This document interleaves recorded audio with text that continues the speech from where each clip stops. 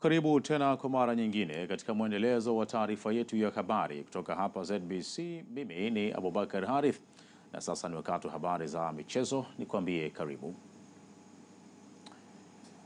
Katika upande wa taarifa zetu za michezo kwa leo hii, timu ya Simba imetinga hatua ya makundi ya michuano ya klabu bingwa barani Afrika baada ya kupata ushindi wa jumla ya mabao 3-0 katika mchezo wa mkondo wa kwanza hatua ya pili ya michuano hiyo. Simba imepata ushindi huo kufuatia sare ya bila kufungana katika mchezo wa mkondo wa pili hatua ya pili ya michuano hiyo uliochezwa katika uwanja wa Benjamin Mkapa. Mohamed Sukuzi anatuarifu zaidi. Mchezo wa klabu bingwa barani Afrika uliokutanisha timu ya Simba Sports Club kutoka Tanzania na Nsingizini FC kutoka kule Eswatini umemalizika na kushuhudia timu ya Simba ikifuzu kuelekea hatua ya makundi ya michuano hiyo baada ya kutoka sare ya bila kufungana na timu hiyo. Na tumeshuhudia ushindi wa mabao 3-0 waliopata kule nchini Eswatini, ndio ulioivukisha Simba kwenda hatua inayofuata. ZBC imefika hapa katika dimba la Benjamin Mkapa na kuzungumza na mashabiki wa Simba, nao wanaeleza juu ya matarajio yao kuelekea mchezo uliomalizika hivi punde.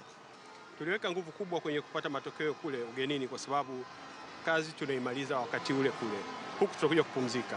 Kwa hivyo kimsingi mechi tulishaimaliza mbabane.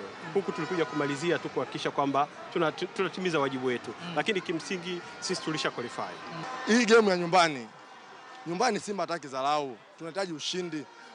Yaani unaweza vipi kuanza mpira bila kutokea mastrika? Unamwamini vipi Mtare kwenye game hizi za mwisho? Kuja vizuri, wamejipanga, umeona kama vile wamepaki basi wakawa wanafanya mashambulizi ya kushtukiza.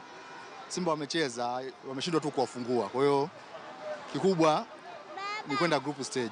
Rotation ya kikosi ya leo kuna kitu wamekiona walimu kuelekea mchezo unaofuata. Unajua tarehe 30 tuna mchezo, alafu tunacheza away, hatuchezi hapa. Tunacheza wapi? Uko kwa ndugu zetu huko Tabora. Kwa hiyo tuna safari ya kuelekea Tabora. Na hivi tunavyozungumza maana siku ya kesho timu inasafiri. Maana ndio maana umeona leo wameanza na viungo tupu. Mastreka wote walikuwa benchi, lakini kipindi cha pili kaingiza sabu 4, lakini alikuwa na malengo kwamba kuna kitu anakiangalia na tayari matokeo tumeshapata kwenye mchezo uliopita. Sio kwamba nimeyatarajia, lakini mechi tulishaimaliza.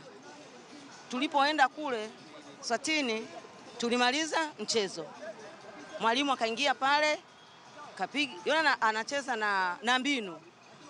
Anacheza na mbinu, kaenda kule, kamaliza mchezo, tumekuja hapa kwa ajili ya kurelax. Tanzania imeshuhudia timu ya Azam FC pamoja na Singida Black Stars wakifuzu hatua ya makundi ya michuano ya shirikisho barani Afrika. Huku timu ya Yanga hapo jana na leo Simba nao wakifuzu katika hatua inayofuata ya makundi katika michuano ya klabu bingwa barani Afrika. Tanzania timu 4 imetoka katika michuano ya kimataifa na yote yamefuzu kuelekea hatua ya makundi.